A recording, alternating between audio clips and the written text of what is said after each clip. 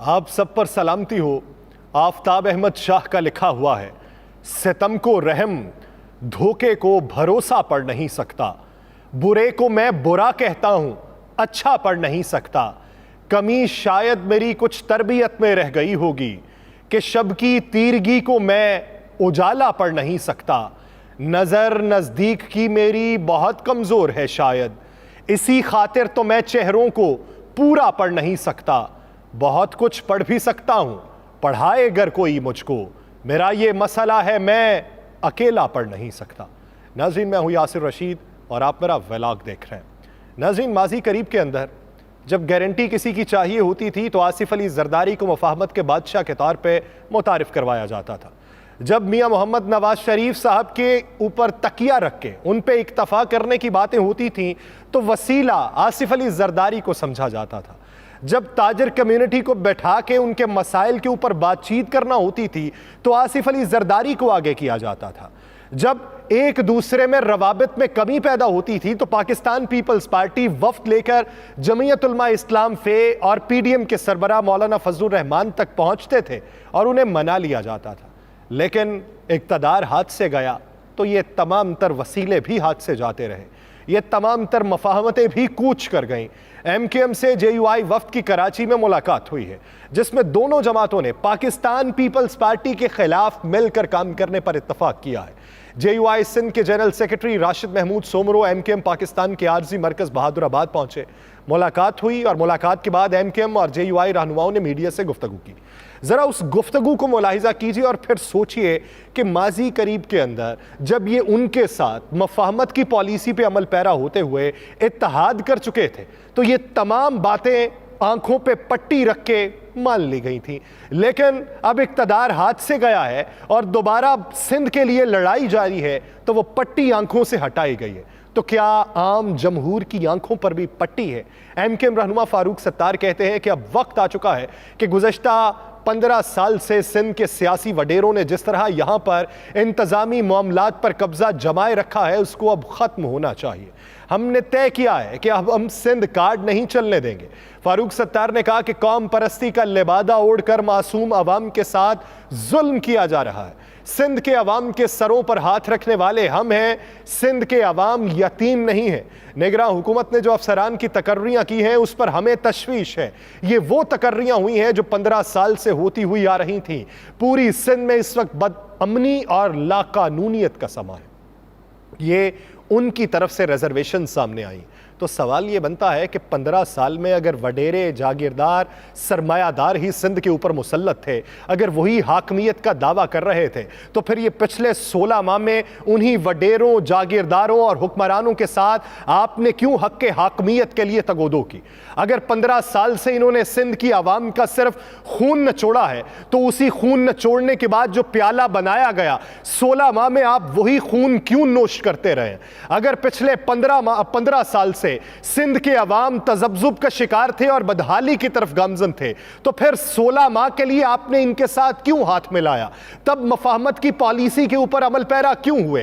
तब सिर्फ एक नशिस्त के लिए या एक वजारत के लिए उनकी हामी क्यों बने?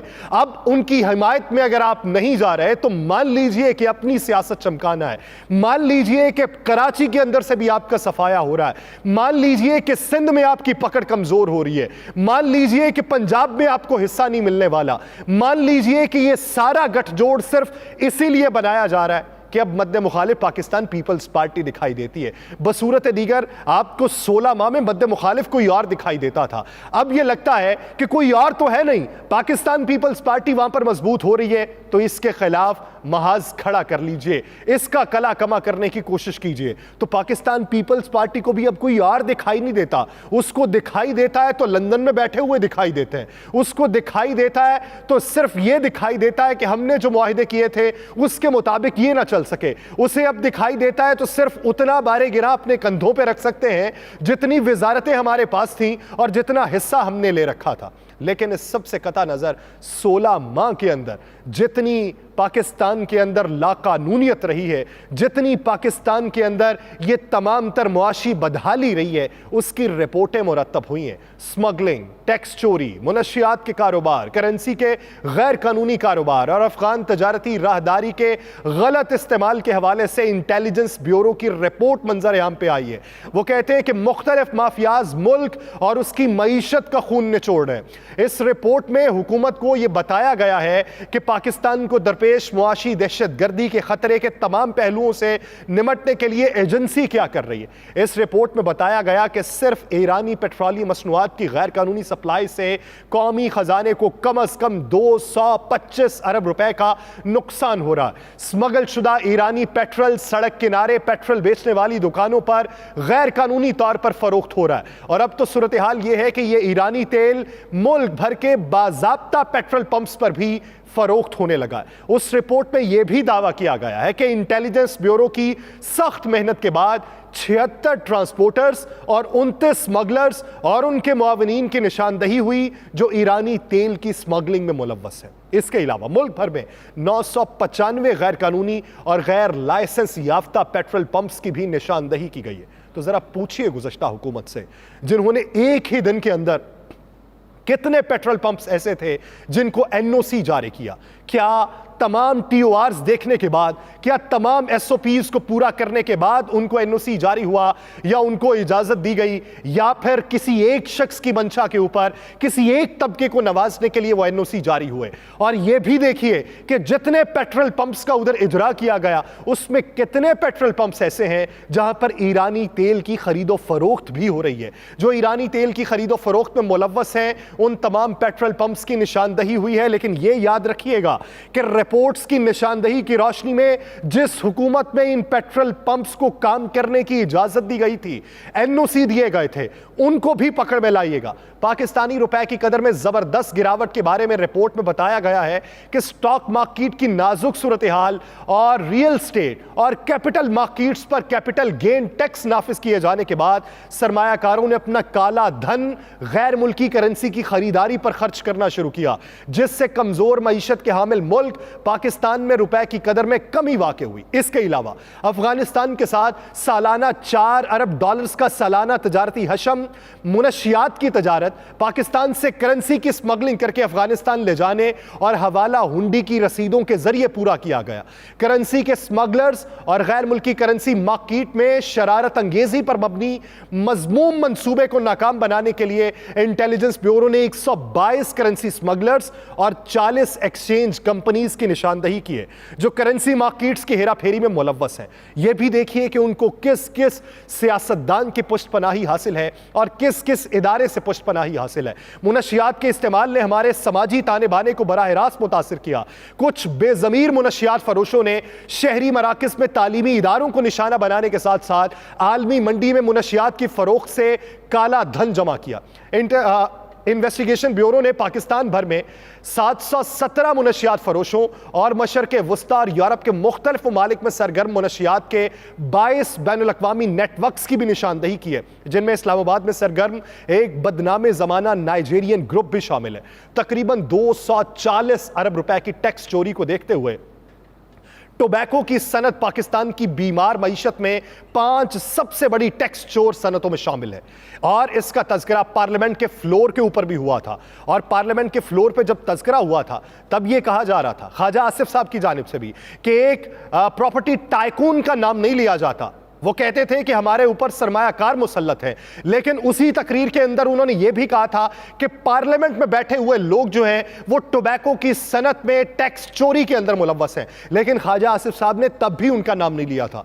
मार्च 2023 में पहले और दूसरे दर्जे की सिगरेट्स पर भारी टैक्सेस के नफाज की वजह से स्मगलिंग में इजाफा हुआ और इस मामले का नोटिस लेते हुए IB ने इस गैर कानूनी सरगर्मी में मुलव्वस अफराद के खिलाफ कार्रवाइयां शुरू की और 62 सिगरेट स्मगलर्स की निशानदही की। टोबैको की स्मगलिंग के लिए इस्तेमाल होने वाले रास्तों का सुराग लगाया और गैर कानूनी सिगरेट के जरिए जखीरा करने के लिए इस्तेमाल होने वाले 40 गोदामों का भी सुराग लगाया गया। जाली सिगरेट के 3 बड़े गैर कानूनी मैन्युफैक्चरिंग बोर्ड्स जो हैं वो जिला सवाबी खैबर पख्तूनख्वा में एक गैर एलानिया गोदाम पर छापे के नतीजे में 10,30,000 किलोग्राम नॉन ड्यूटी टोबैको बरामद किया गया और उस टोबैको के जरिए तकरीबन 2.645 अरब रुपए की फेडरल एक्साइज ड्यूटी चोरी की गई है।